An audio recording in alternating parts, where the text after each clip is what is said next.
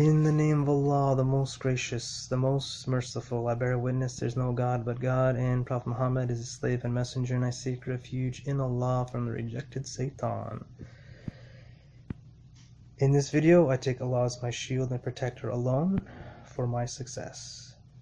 And I'd like to talk about Imam Mahdi in this video, and the unseen, and some misconceptions about Imam Mahdi. So some of the misconceptions is, one of the obvious ones that I see is that a lot of scholars will say Imam Mahdi, his name will be similar to the Prophet's name and will be similar to the Prophet's father's name.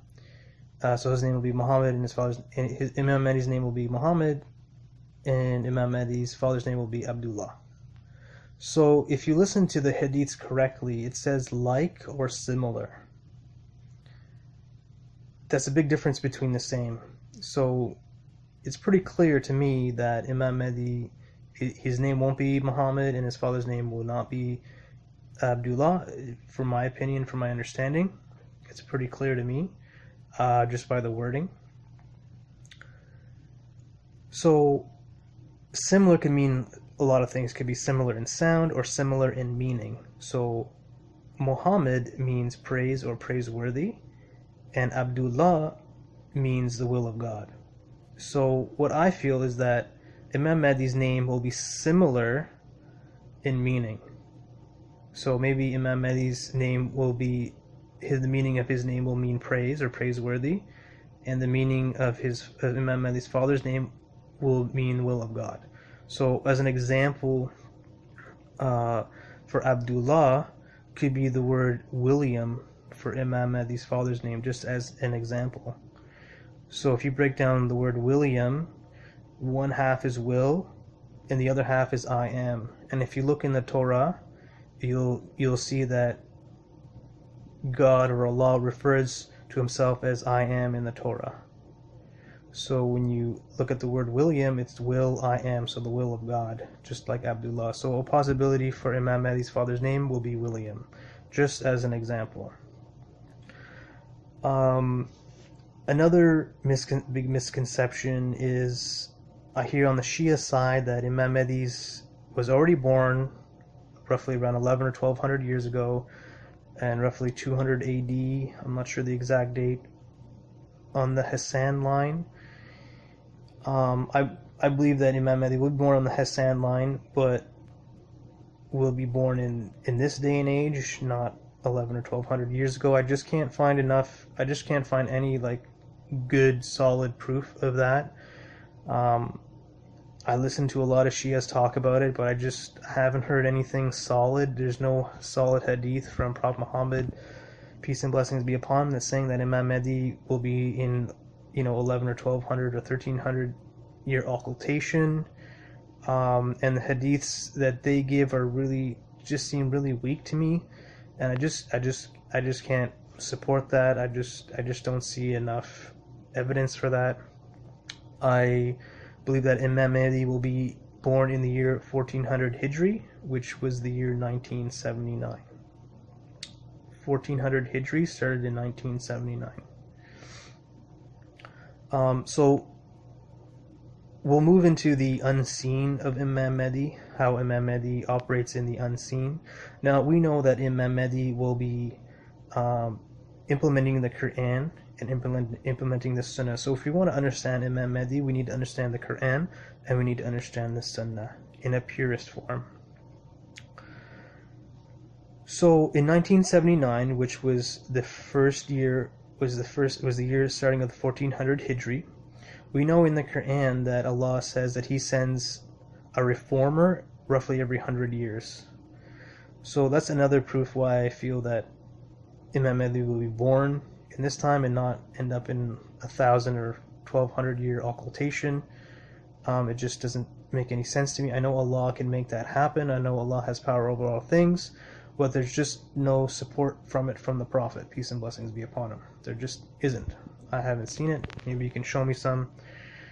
I just don't see it. I've done a lot of research, a lot of the Shia information, but it's just not solid to me. So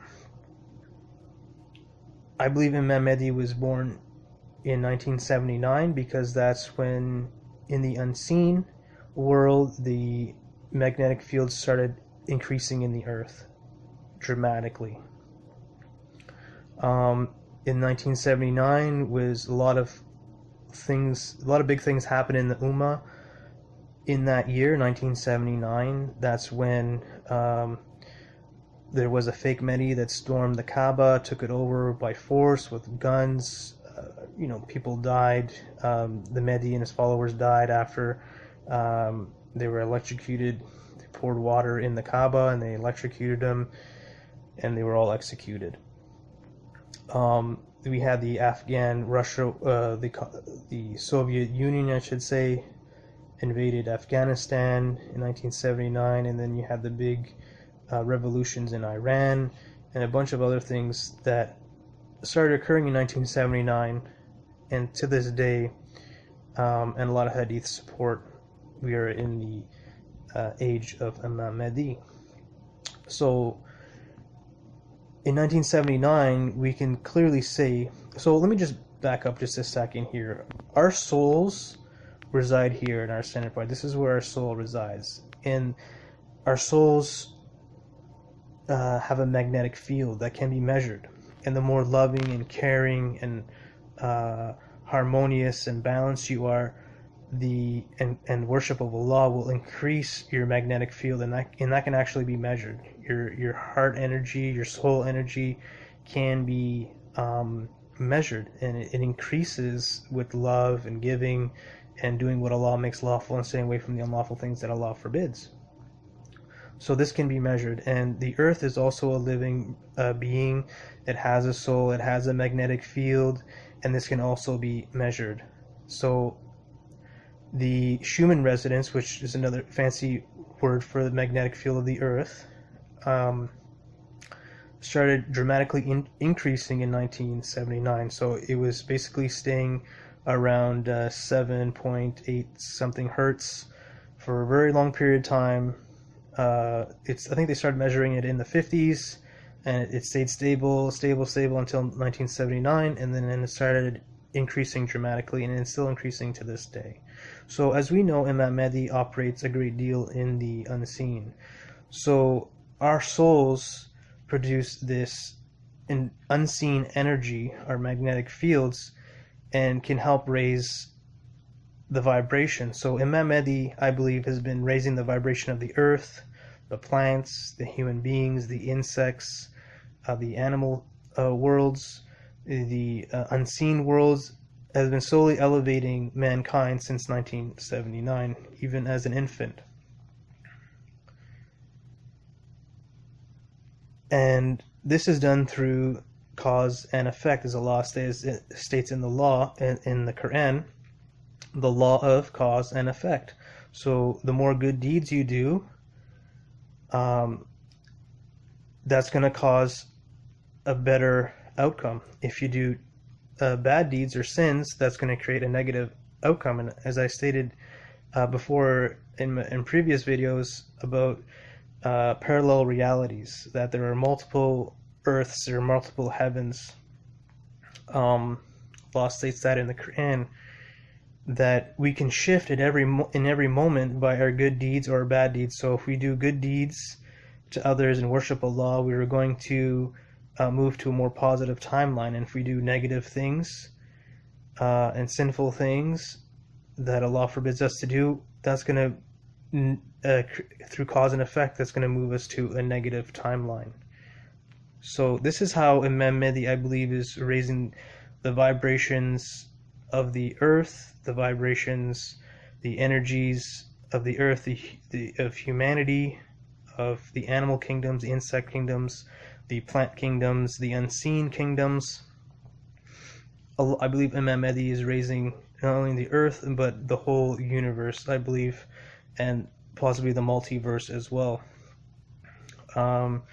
Raising it through the unseen, through magnetic fields and other forces that is unseen to us. And we are all connected. As Allah says in the Quran, if you kill one human being, it's like you killed all of humanity. And if you save one human being, it's like you saved all of humanity. So we, as Allah saying, we are all connected, and Allah says in the Quran that He wants one humanity under one God. So we are all united. We are all humanity, and we're all from Allah, the unique creator of all that exists. Whatever you want to name the supreme being, the creator of all that exists, the our maker, sustainer, guider, and provider. Allah goes by many names. All the best names are of Allah. So it's important to understand the unseen, to understand Imam Mahdi. It's very important to understand the Quran and the Sunnah of Prophet Muhammad, peace and blessings be upon him, to understand Imam Mahdi. So I feel there's not a lot of people who actually talk about this, so I feel this is quite exclusive information. So take benefit of it. Whatever doesn't resonate with you, you can just move it aside and take what's good for you. So, you know, I do get a lot of criticism in my comments and whatnot. I give out a lot of unique information that I don't hear out there, my own research and understandings of stuff, you know. So, you know, if it doesn't resonate with you, it's fine. Just take what you like, or if you don't like, just move on, you know. You know, Allah gave us all free will. You know, if Allah wanted to make us all believers, He could have, but He gave us free will. So people have the free will to their opinions and their ideas and beliefs and understandings of things, and we need to give each other space to have our own uniqueness, to have our own understandings, and Allah doesn't impose His will upon us, so we shouldn't impose our wills upon others as well. So if people has a different opinion or whatnot, they're entitled to. Just as the Shias, they believe Imam Mahdi was born 11 or 1200 years ago, that's great. They can believe that. Allah has given them free will to think that way, and that's their choice, and that's fine. No problem. I have no problem with that. That's fine. It's all good. Alhamdulillah.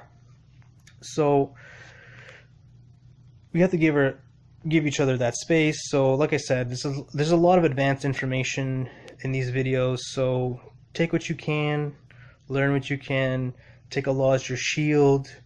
The Quran is an amazing, I mean, Allah says in the Quran that the Quran is better than everything in this world, and it is. I wouldn't trade anything. If you gave me everything in this world or a Quran, I would take the Quran. That's how amazing the Quran is once you start living it, implementing it on a daily basis. So it's very beautiful. And like I said, to understand Imam Mahdi, we need to understand the unseen, and we need to understand the Quran and the Sunnah of Prophet Muhammad, peace and blessings be upon him. So this video is getting a little bit long, so I think I'm going to end it here, and may Allah guide and bless you. May Allah protect all the believers, guide us to the straight path, keep us closer to Him. May Allah bring peace and harmony and balance throughout the whole world. May Allah guide us on the straight path, help us to do what's lawful and stay away from the unlawful things that Allah forbids, and keep us close to Allah, close to Him, and that's what's really important. Alright, thank you so much. All the best. Peace and blessings. Hope to see you soon, inshallah, in the next one.